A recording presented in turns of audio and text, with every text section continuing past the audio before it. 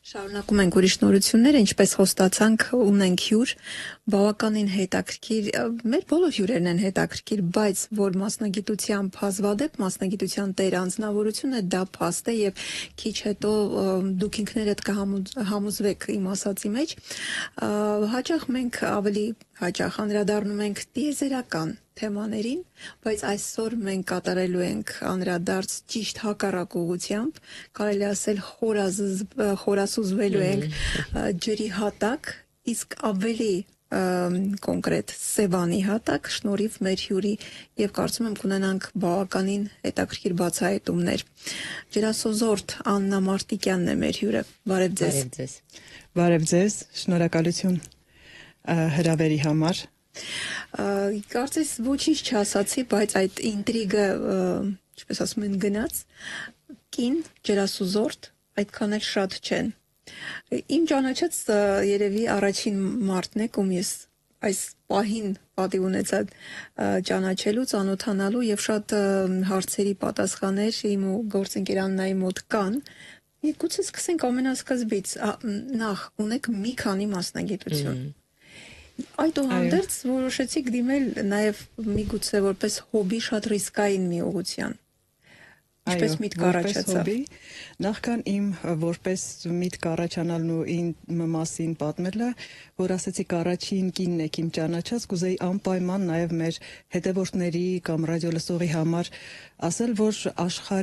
հիշեցնել, որ աշխարհի առաջին կին օվկիանոսագետը ազգությամբ հայ է։ Անիտա Կարագոշյանը, Անիտա Կոնցին։ Ֆրանսիայում Անիտա Կոնցիի ամուսնական ազգանունով Անիտա Կոնցի, հայրական ազգանունով Անիտա Կարագոշյանի անունով կա լիցեյ, կա փողոց անվանակոչված, նավ կա հսկայական եւ կա նաև թանգարան, անցած տարի, երբ որ զրուցում էի դեսպանատան աշխատակիցների հետ Ֆրանսիայի, Անիտայի մասին նորից հիշատակեցինք, պարզվում է, որ ամեն տարի մեծ միջոցառումներ են անում Անիտա Կարագոշյանի աշխարհի առաջին կին օվկիանոսագետի պատվին եւ կան նաև կրթաթոշակներ։ Հուսով եմ, որ Հայաստանում էլ էլի կլինի Անիտա Կարագոշյան, Անիտա Կոնցի անվան միգուցե էլ հետագայում կրթաթոշակ։ Շնորհակալություն մեր հայրենակցուհու Աննա հանրահռչակելու համար, որտեղ իսկապես կարծում եմ շատերը չգիտեին, այդ թվում նաև ես։ Հիմա անցնենք անդրադառնանք ինչպես սկսվեց։ Ճիշտն ասած, ուղիղ 10 տարի առաջ, անցած անգամ հիշում ենք, ուղիղ 10 տարի առաջ որոշեցինք շատ հետաքրքիր էր նաև սուզվել, այն որ չփորձած հետաքրքրություններ ես ուզում, լինելով լրագրող ու ակտիվ լրագրության մեջ, դուք ինքներդ գիտեք, որ լրագրությունը անընդհատ նորություններ է պահանջում, դու չես կարող մնալ անընդհատ նույն դաշտում, անընդհատ նոր պրպտումներ եւ պրպտումներից մեկն էլ նաև սուզվելն էր, թե ինչպես են սուզվում, ինչպես են շնչասարքով ջրի տակ ավելի երկար մնում, ինչ են տեսնում։ Այս հմտություններ ունեք, սովորել եք, լողի եք գնում եւ այլն։ Ես լողալ էլ չգիտեի այդ ժամանակ։ Իդեպ ասեմ, որ Սևանն էլ առաջին անգամ էի տեսնում։ Ես ծնունդով Շիրակից եմ ու իմ մանկության պատանեկության հատվածը համընկել է երկրաշարժի հետ, երկրաշարժյան տարիների այդ դժվարությունների հետ, ու նույնիսկ լողալ չգիտեի, չնայած որ շատ էի ուզում, բայց եւ Սևանն էլ էի առաջին անգամ այցելում հենց այդ ժամանակ եւ իմ լավ ընկերներ ջրափրկարար Արտակ Էլմասակյանի եւ Ռաֆայել առաջին կարգի կապիտան Պերվովա ռանգահա ռուսերենով է հնչում Ռաֆայել Մկրտչյանի հետ առաջին անգամ սուզվեցի Սևանում։ Նախ առաջինը, որ հասկանամ, թե ինչ է ակվալանգ կոչվածը, հիմի սկուբա են կոչում, ակվալանգ չեն ասում էլ, ակվալանգը ավելի շատ խորհրդային միության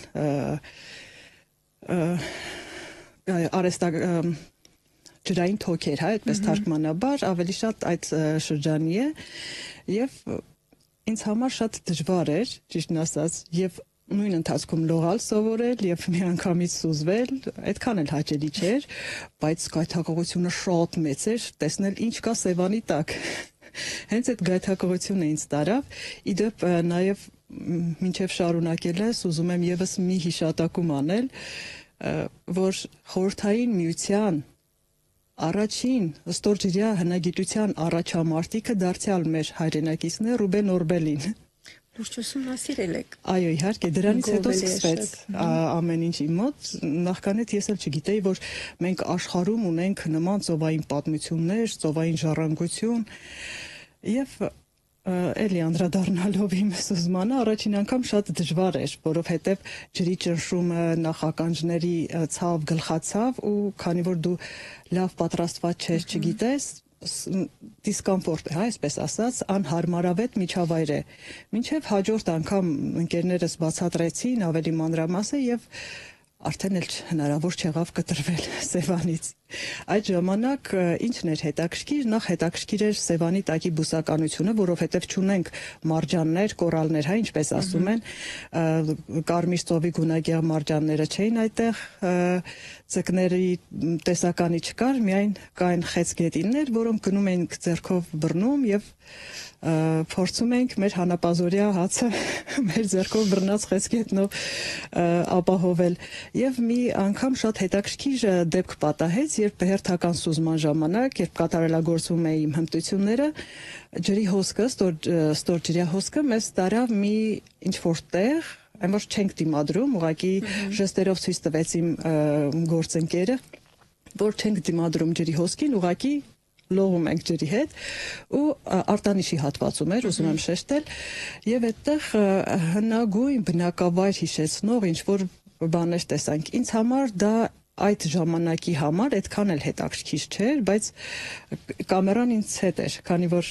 ստորջրյա կամերան մշտապես ինձ հետ էր, այդ ժամանակ չէի հասկանում, որ կար ստորջրյա հնագիտություն, միգուցե ջրասույզ մշակութային ժառանգություն եւ այլն եւ սկսեցի նկարել այդ ամենը, դուրս բերել, հասկանալ թե ինչ է։ Դրանից հետո նոր ինձ համար պարզեցի, որ գոյություն ունի ստորջրյա հնագիտություն, գոյություն ունի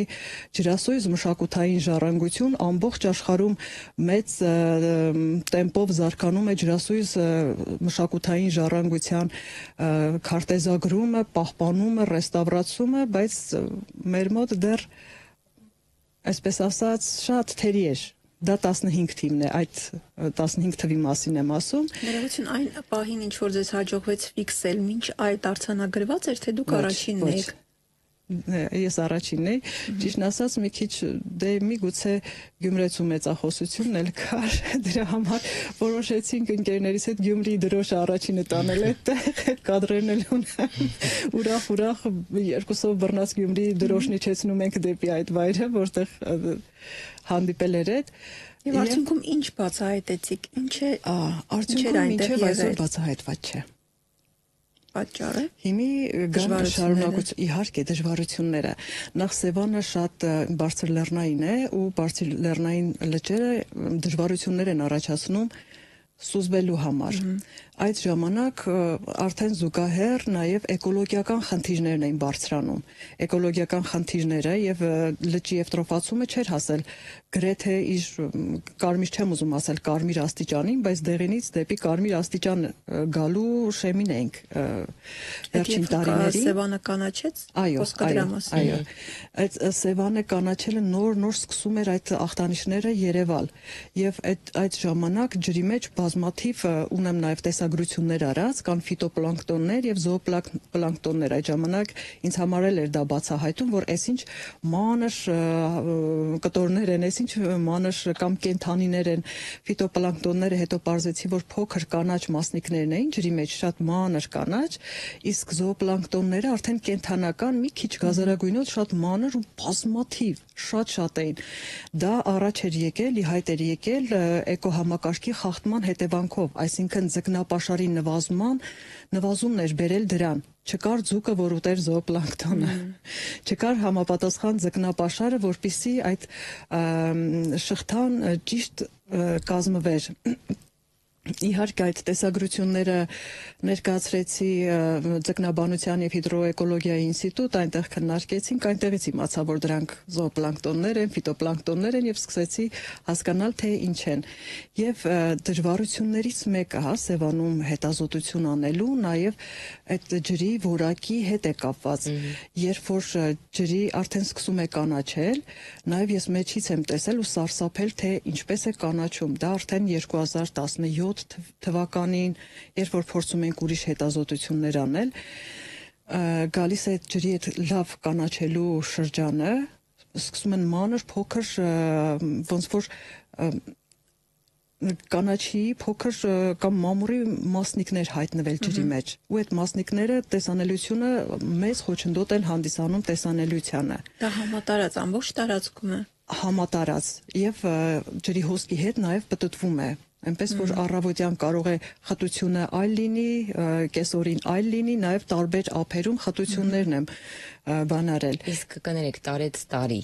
դուք նկատում եք Սևանը ավելի աղտոտվում է թե ընդհակառակը միգուցե վերականգնվում է ոչ թե ավելի աղտոտվում է չի կարողանում վերականգնվել ուղղակի նաև գլոբալ բազմաթիվ գործոնների ազդեցությունն է վերցնել միայն մի գործոն, ասենք գլոբալ տաքացումը, ջրի աղտոտությունը, քիմիական զտիչ կայանների բացակայությունը կամ մի գործոնը վերցնելը դա ճիշտ չի լինի մեղմ ասած, դա համալիր գործոնների ազդեցությունն է, որ բերում է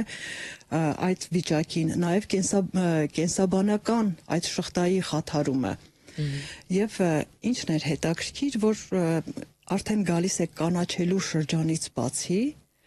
գալիս է մի շրջան, արդեն ավելի ցուրտ ժամանակ, երբ որ այդ կանաչ մամուրանման զանգվածը, որը ջրի մեջ է կախված, սկսում է լորձանման սպիտակ զանգված դառնալ եւ իջնել հատակին։ Դա առաջին անգամ երբ որ տեսա ու արձանագրեցի, թե ինչպես է իջել, ինչպես է կանաչիները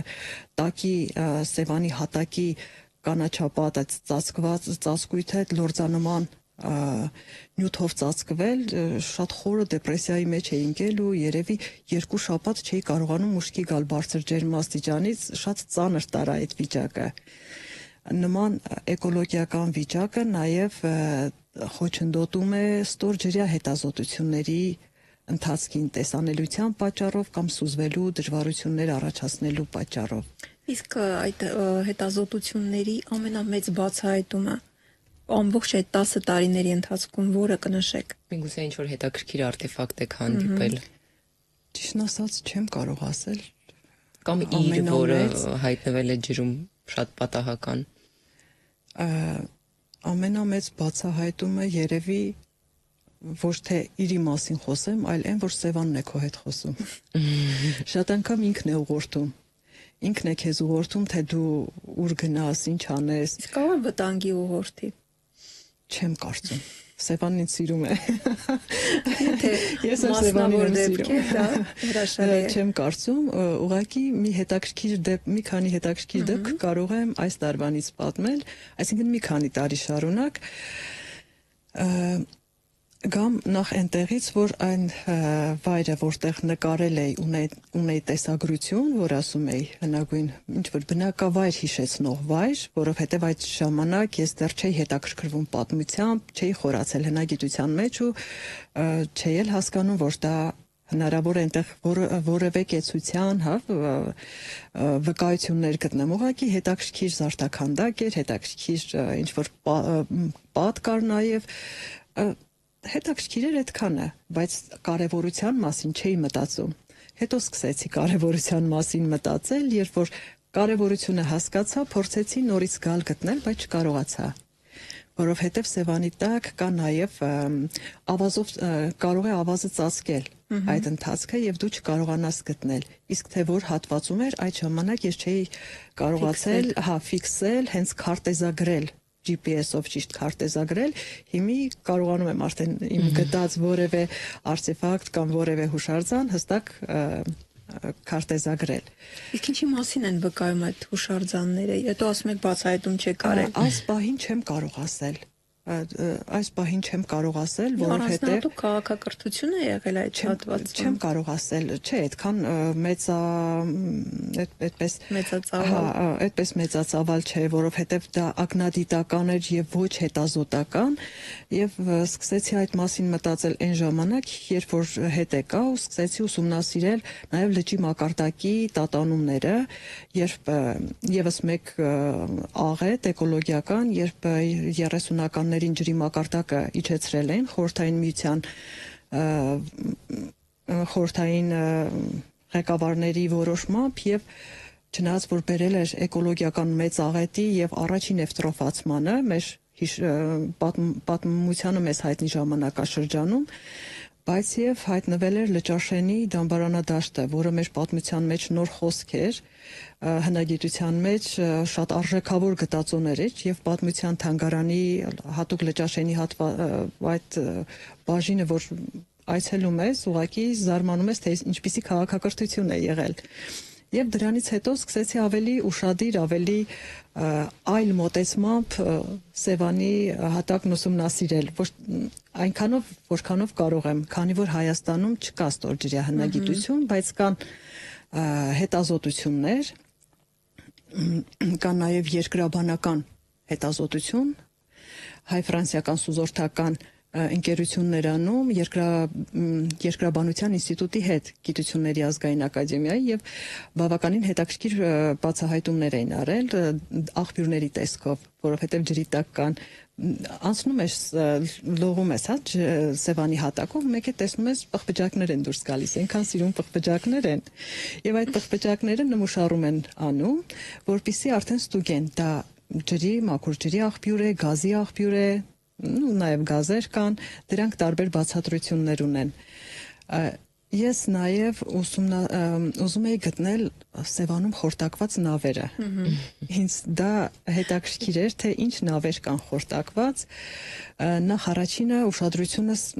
ասես սևեռվեց պատմական տվյալներից Աշոտ Երկաթ նավն էի ուզում հասկանալ, թե հնարավոր է Աշոտ Երկաթը խորտակված լինի Սևանում կամ հանդիպեմ, ինչի Աշոտ Երկաթը, որովհետև մեզ հայտնի է, որ 1919 թվականին առաջին հանրապետության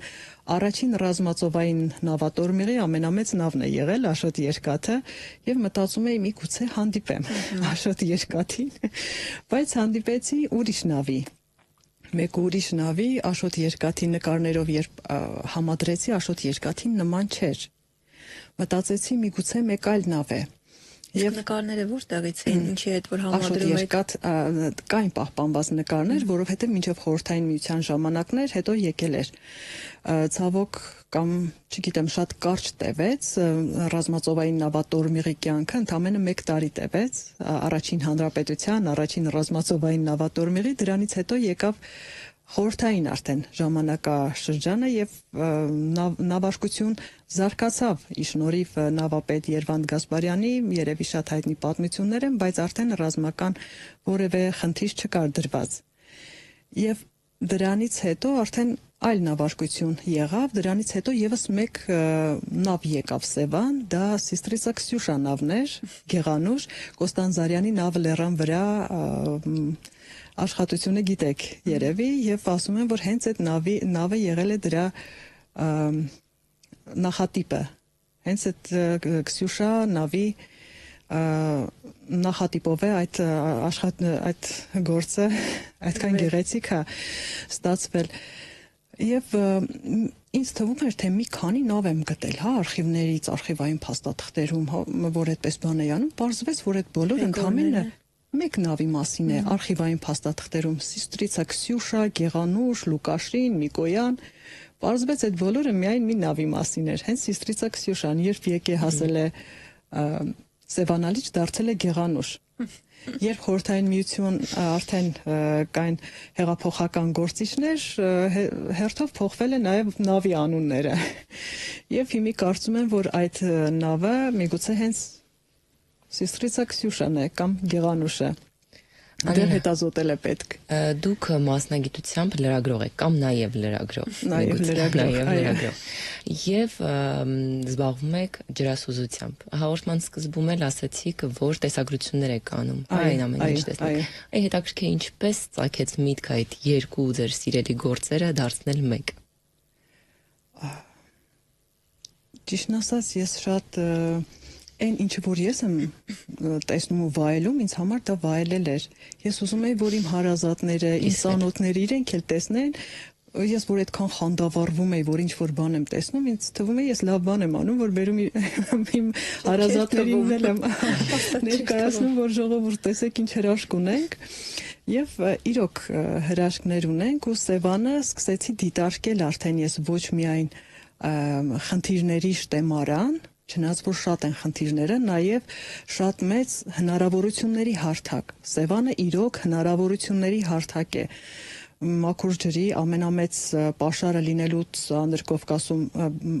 զատ, նաև ստորջրյա գիտական, հետազոտական, ինչու՞ չէ, նաև զբոսաշրջային շատ մեծ հետաքրքրություն ու հնարավորությունների հարթակ կարող է դառնալ, ինչպես ուրեմն 2000 արդեն նոր հազարամյակի շեմին 2000 երբ որ 2001 թվականն էր օրինական դաշտն էի նաև ուսումնասիրում Սևանի մասին օրենքը հրապարակվեց այդ ժամանակ, որը գործածության մեջ մտավ 2022-ին, այդ ժամանակ Սևանի կար որոշում Սևանի մակարդակը եւս 6 մետրով բարձրացնելու մինչև 2030 թիվը եւ 6 մետրով բարձրացնելիս ջրի տակ էին անցնում բազմաթիվ եւ արդեն բնակավայրեր, որտեղ տեղիներ էին արդեն կառուցել եւ դա նոր խնդիրներ էր առաջ բերում։ Այդ նույն ընթացքում ՅՈՒՆԵՍԿՕ-ն մեկ այլ կոնվենցիա հռչակեց, որին այս պահի դրությամբ, եթե չեմ սխալվում, 78 երկիր է միացել ու Հայաստանին էլ հայտ է ուղարկել, Հայաստանն էլ այդ գործընթացների փուլում է առայժմ միանալու ՅՈՒՆԵՍԿՕ-ի կոնվենցիային, ինչպիսի կոնվենցիային, ջրասույզ մշակութային ժառանգության պահպանման ու ռեստավրացման կոնվենցիային, թե ինչպես գտնել, հայտնաբերել ու ինչպես պահպանել ջրասույզ մշակութային ժառանգությունը։ Եվ մշակութային ժառանգության որոշ տարրերել, որը համարվում է ժառանգություն, դա ոնց որ թե արդեն ՅՈՒՆԵՍԿՕ-ի ուշադրության կենտրոնում է լինում եւ ինքն էլ է պատրաստ իր միջոցներով մասնակցել պահպանմանը այդ ժառանգության։ Եվ որն է համարվում ջրասույզ մշակութային ժառանգություն, այն արտեֆակտները, այսպես ասած, կամ հուշարձանները, որոնք 100 տարի պարբերաբար կամ մշտապես եղել են ջրի հատակին, դրանք համարվում են ջրասույզ մշակութային ժառանգություն։ Եվ ջրասույզ մշակութային ժառանգության երկու փոքր բեկորել այս տարի եմ հայտնաբերել, կարելի է այսպես ասել, Բերդկունքի հատվածում։ Բերդկունք ամրոցի պեղումներն են իրականացվում եւ այն որ անընդհատ փորձում ես հասկանալ նաև տարածաշրջանն ուսումնասիրել, նաև ավազանն ու պատմությունը, մշակութային ժառանգությունը հասկանալու համար, թե լճի տակ այդ հատվածում որևէ բան կարող ես գտնել, թե չէ։ Ինչն էր հետաքրքիր, որ նաև բնիկները, այնտեղ մեծ տարիք ունեցող բնիկները պատմում են, որ իրենք, երբ որ լճի մակարդակը ցածր է եղել, այդտեղ եկեղեցու սյուն են տեսել ու խաչքար։ Ու իրենց պատմելով գնացի սուզվեցի այդ տեղանքում, գտա այդ սյունը իրենց ասած, այն որ նկարեցի, բերեցի, ցույց տվեցի, որ էս է ձեր ասած սյունը եկեղեցու եւ էս էր այդ խաչքարը, մի փոքր բեկոր էր խաչքարից, ամենայն հավանականության ըստ մեր հայկական ճարտարապետության նմուշների դա արդեն 4-ից 7-րդ դարերի պետք է լիներ այդ ամեն ինչը։ Ուրախ արդեն սկսեցին բնիկները, տեսակ, որ մենք այդ տարիքով մարդիկ էին, տեսակ, որ մենք ճիշտ էինք ասում, տեսակ, որ մենք ճիշտ էինք ասում, դա եւս շատ կարեւոր փաստ է, ջրասույզ մշակութային ժառանգության նմուշներ են, հենց Բերդկունքի հատվածում եւ կարծում եմ, որ Սևանում դեռ շատ կա, շատ անելիք կա եւ դեռ բացահայտելու շատ հուշարձաններ կլինեն։ Մենք էլ շատ հարցեր ունենք, վերջին այս տեղեկությունը ուզում եմ հասկանալ, գտածոն հայտնաբերում եք, այնուհետև երևի փորձագիտական քննություն է անցնում հասկանալու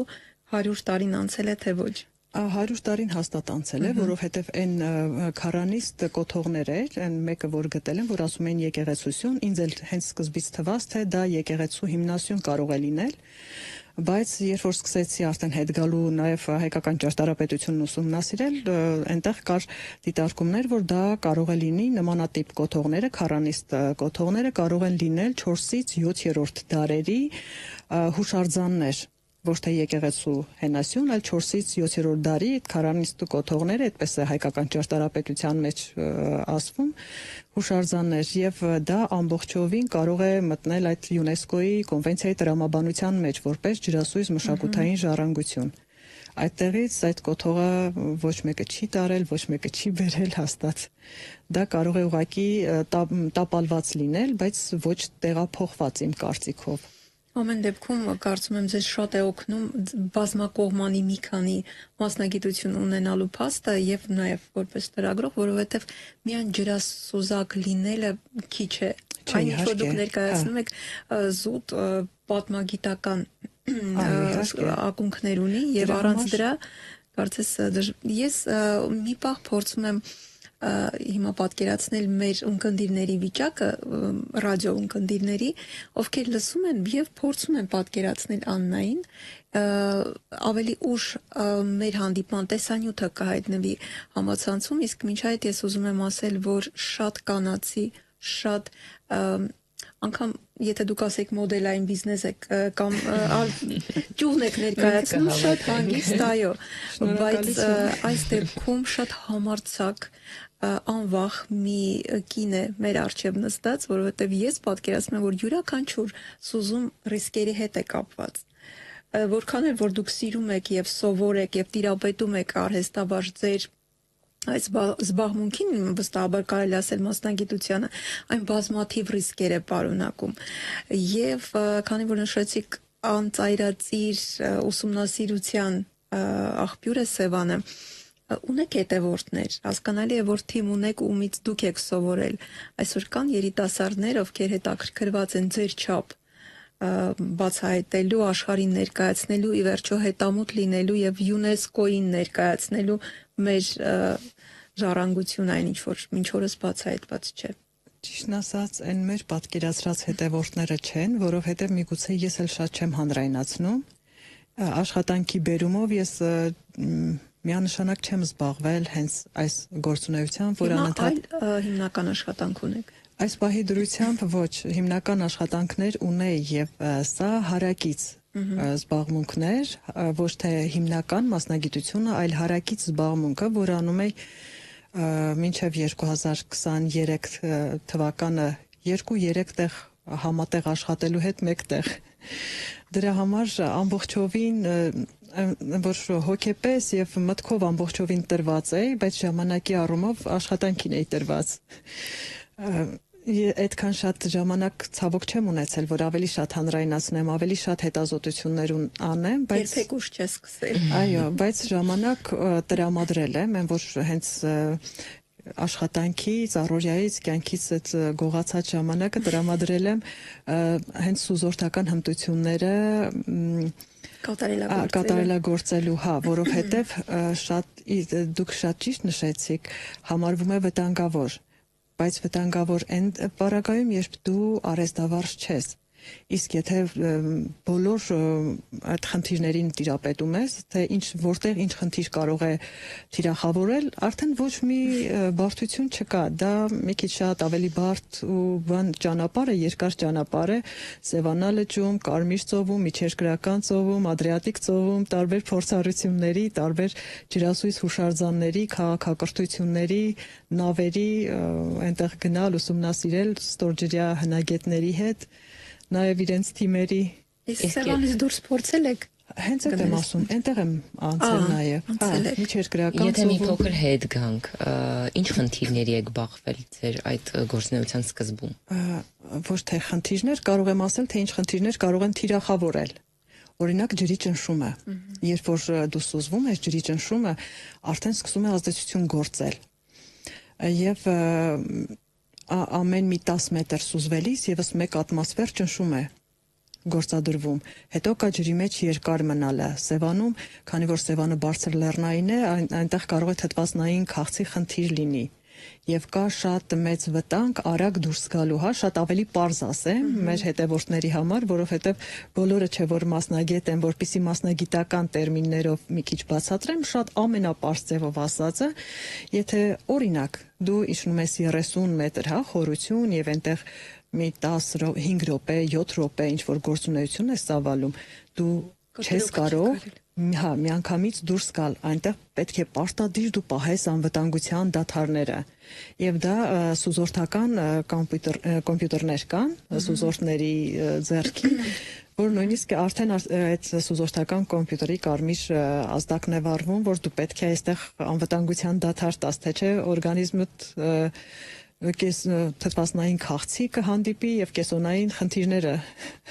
կթիրախավորեն։ Կան տարբեր խնդիրներ կան, բայց այդ սովորելու ընթացքում, վարժվելու ընթացքում զգում ես, որ դա խնդիր չէ։ Կարող է նոր սուզորդի համար խնդիր լինի, բայց արդեն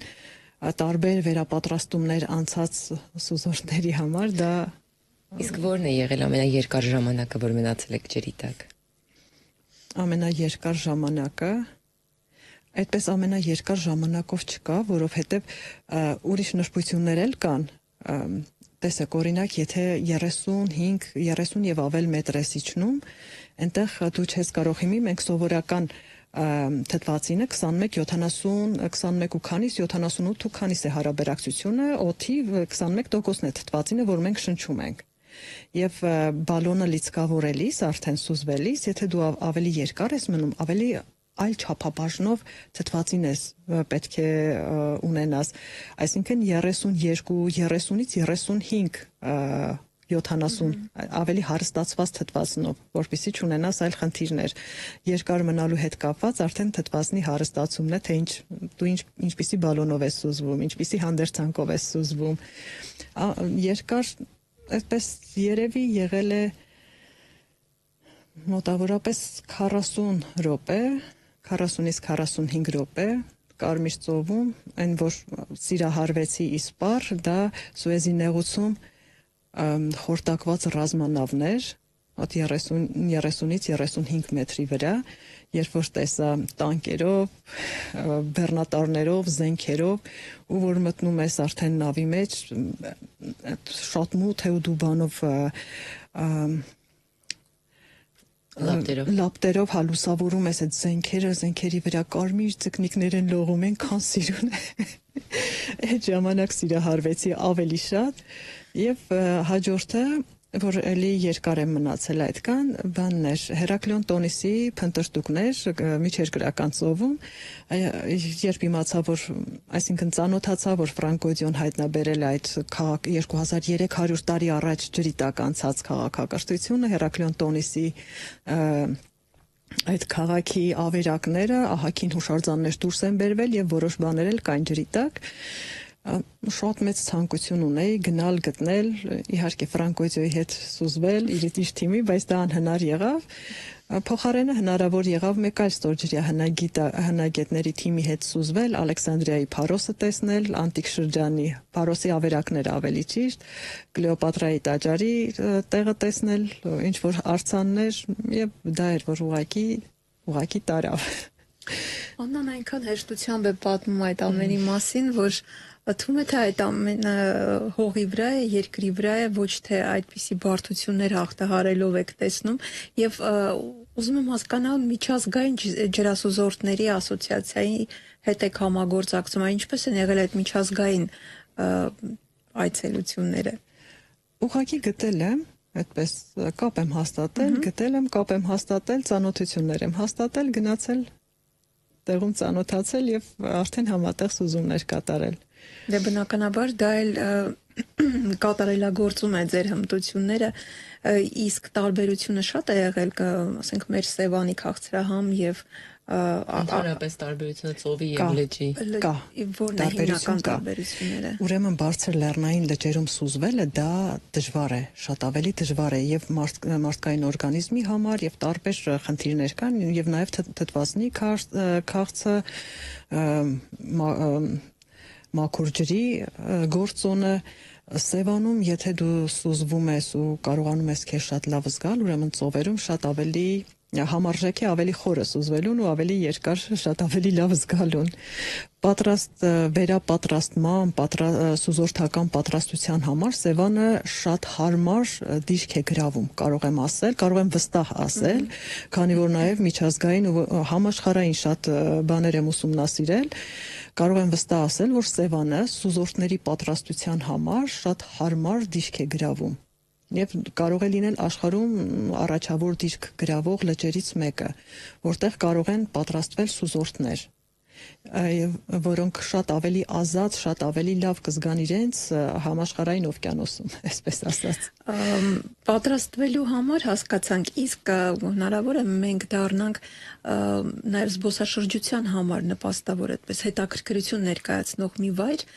թե դրա համար պետք են այդ ձեր ասած արտեֆակտները, որպեսզի գրավեն զբոսաշրջիկներին։ Դրա համար պետք է։ Առանց դրա ուղղակի հետաքրքրություն չի առանց դրա շատ չնչին է հետաքրքրությունը եւ հաշվի առնելով նաև սեզոնի կարճ լինելը, որովհետեւ շատ կարճ սեզոն է բաժին ընկնում տեսանելի ջրին Սևանում։ Դրանից առաջ կամ ցուրտ է կամ կանաչ։ Մենք շատ փոքր ժամանակ ունենք եւ ես հիմի մի աշխատության վրա եմ ճանք գործադրում, այսպես ասած, Սևանը որպես ստորջրյա նաև զբոսաշրջային հասց է, ինչ առումով, որ համալիր ծառայություններ մատուցվեն, այսինքն օրինակ Այրիվանք են գալիս, զբոսաշրջիկներ օտարերկրյա գալիս են Այրիվանք, Բերդկունք եւ Բերդերին են կներեք ծանոթանում եւ կարողանան ծանոթանալ Բերդերին պատմությանը եւ նաեւ արդեն իջնել ջրի տակ, սուզվել եւ ջրասույս հուշարձաններին այնտեղ ծանոթանալ։ Ինձ թվում է դա չնայած կարճ ժամանակի համար, բայց գործող կարող է լինել, այո, եւ նաեւ կապիտալիզացնել մեր ջրասույզ մշակութային ժառանգությունը։ Իդեպ ուզում եմ մի բան էլ նշել, երբ որ Խորվաթիայում մի 2 տարի առաջ Ստորջրյա հնագիտության կենտրոնում վերապատրաստում էի անցնում, այնտեղ ջրասույզ մշակութային ժառանգության ռեստավրացման, թե ինչպես ռեստավրացնել, ամենագլխավոր կետերից մեկը դուրս չհանելն էր։ Եթե հնարավոր է գտնված արտեֆակտը թողնել ջրի տակ, ուրեմն այն թողնում են ջրի տակ, այնտեղ տեղում ռեստավրացնում, տեղում վերակառուցում, այնքան հետաքրքիր աշխատանքներ են եւ նաեւ արդեն զբոսաշրջային հոսք են տանում։ Կան իհարկե շատ դայվինգ ընկերություններ, որոնք զբոսաշրջիկներին տանում են։ Ես էլ եմ որպես դայվեր զբոսաշրջիկ շատ եմ եղել նման։ Եվ Եվրոպայում ինչն է լավը, որ օրինակ միջերկրական ծովում սուզված կար լետավիցանավը, անտիկ շրջանի հազարավոր ամֆորաներ էին։ Հրաշք էր, մոտ 40 մետրի վրա էր, 100, չեմ հիշում 100 քանի եվրո էր, ամեն մի սուզումը այդքան է։ Ստորջրյա զբոսաշրջիկի վճարումը։ Ամեն մեկս վճարեցինք այդքան սուզվելու համար եւ մեր այդ վճարած գումարից որոշ հատված գնում է դեպի ՅՈՒՆԵՍԿՕ-ի հուշարձանների պահպանության կենտրոն, որպեսզի ռեստավրացվի, ջրի տակ պահպանվի այդ ստորջրյա հուշարձանը։ Այսինքն յուրաքանչյուր զբոսաշրջիկի վճարից կամ մասնաբաժին, որը նաև այդ հուշարձանի ռեստավրացմանն է ներդրվում։ Պետք է միայն տեսնել, թե ինչ ոգևորությամբ է Աննան խոսում իր այս չեմ դադարի ասել ռիսկային նախասիրության մասին։ Աննա, ավելի շատ այսօրվա դրությամբ զգում եք սա մասնագիտություն է, թե առաքելություն։ Չեմ կարող տարանջատել ճիշտն ասած, օրվա ընթացքում, տարվա ընթացքում էլ շատ քիչ օրեր են, որ ես զբաղվում եմ, բայց մնացած ամբողջ օրվա ընթացքում ես մտածում եմ այդ մասին։ Այն որ ճիշտ է, շատ քիչ օրեր են, որ զբաղվում եմ, բայց ինձ թվում է, թե ամբողջ տարին գիշեր ցերեկ ես հենց դրա մեջ եմ եղել ու դուրս էլ չեմ եկել։ Աննա, քանի որ մեր ժամանակը սուղ է, ասա որ ժամանակը շատ արագ անցավ, նույնիսկ կարծեցինք նկատել, բայց մեր ժամանակը սուղ է եւ բացառիկ թեմա էր, բացառիկ հասնելու համար մի հարց, ինչ եք կարծում հասարակության կողմից, ինչու ոչ նաեւ պետության կողմից կա արդյոք բավական ուշադրություն Սևանի նկատմամբ։ Բավական ուշադրություն կա։ Ուշադրությունը կա, ուղղակի այդ ուշադրության ուղղորդումները պետք է ավելի ճիշտ տալ եւ ավելի համակարգված։ Ամենաթարմը երեկվանն էր անվանման հետ կապված։ Այո։ Ոչ միանշանակ,